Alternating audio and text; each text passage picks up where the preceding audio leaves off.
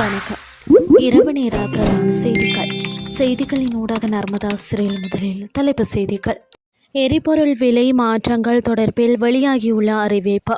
மாகாண சபை தேர்தல் நடத்தப்படாமைக்கு காரணத்தை வெளியிட்டது அரசாங்கம். புதிய தாக்குதலை தொடுத்தால் பேரழிவை ஏற்படுத்தும் பதிலடி. அமெரிக்கா இஸ்ரேலுக்கு ஈரான் இராணுவம் எச்சரிக்கை. இனி விரிவான செய்திகள். எதிர்காலத்தில் எரிபொருள் விலையில் பெரிய அளவிலான அதிகரிப்பையோ அல்லது குறைப்பையோ எதிர்பார்க்க முடியாது என இலங்கை பெட்ரோலிய கூட்டுத்தாபனம் மற்றும் மொத்த முனையங்கள் நிறுவனத்தின் நிர்வாக பணிப்பாளர் மயூர நெதிகுமாரகே தெரிவித்துள்ளார். நாட்டில் தற்போது ஜூலை மாத இறுதியில் வரை போதுமான அளவு எரிபொருள் கையிருப்பு உள்ளதாகவும் அவர் கூறியுள்ளார். மேலும் இந்த மாதத்தின் 28 மற்றும் 31ஆம் திகதிகளில் மேலும் 2 கச்சா எண்ணெய் கப்பல்கள் நாட்டிற்கு வர இருப்பதாகவும் அவர் குறிப்பிட்டுள்ளார். எரிபொருள் விலைகள் குறைக்கக்கூடும் என்ற சில வதந்திகளை தொடர்ந்து பலரும் எரிபொருளை பெற்றுக்கொள்வதற்காக வருகை தருவதாக குறிப்பிட்ட மயூர நெதிகுமாரகே இதுவரையில் விலை குறைப்பு தொடர்பான எந்த ஒரு முடிவும் எடுக்கப்படவில்லை என தெரிவித்துள்ளார். எவ்வாறாயினும் நாட்டில் எரிபொருள் பற்றாக்குறை எதுவும் இல்லை என அவர் மேலும் தெரிவித்துள்ளார். மாகாண சபை தேர்தல்களை நிதி பற்றாக்குறை காரணமாக நடத்த முடியாது என கூறப்பட்ட கூற்றுக்களை அமைச்சரவை பேச்சாளர் அமைச்சர் நலிந்த ஜேதிஸ நிராகரித்துள்ளார்.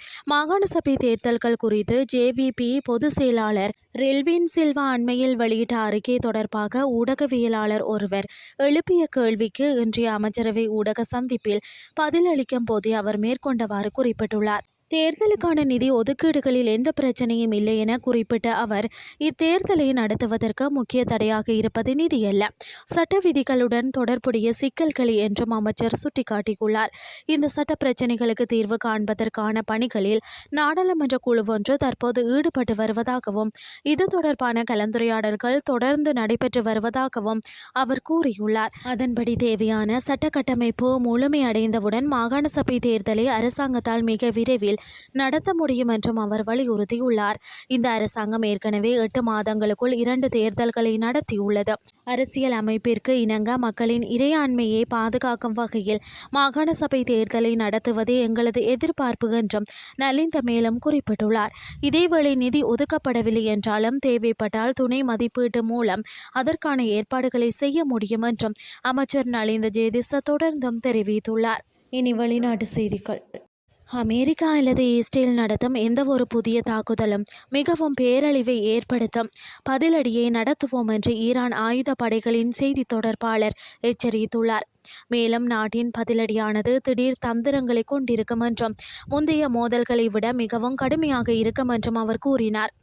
அல் ஜசீரா ஊடகத்திடம் பேசிய பிரிகேடியர் ஜெனரல் அபோல் பாஸ் செகார்ஜி ஈரான் போருக்கு முழுமையாக தயாராக இருப்பதாகவும் நாட்டிற்கு எதிரான எந்த ஒரு தாக்குதலுக்கும் புதிய சாகச செயல்களுக்கும் வலுவாக பதிலடி கொடுக்கும் என்றும் குறிப்பிட்டார்.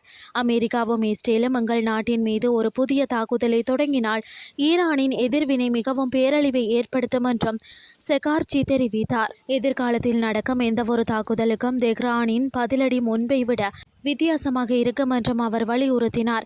மேலும் ஈரானின் எதிரிகள் திடீர் தாக்குதலையும் புதிய தந்திரங்களையும் எதிர்கொள்வார்கள் என்றும் அவர் கூறினார்.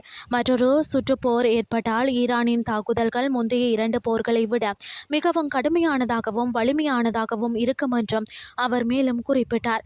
இஸ்லாமிய குடியரசுக்கு எதிரான எந்த ஒரு புதிய ஆக்கிரமிப்பு போரும் இந்த பிராந்தியத்திற்குள் மட்டும் கட்டுப்படுத்தப்படாது என்றும் செகார்ஜி எச்சரித்தார்.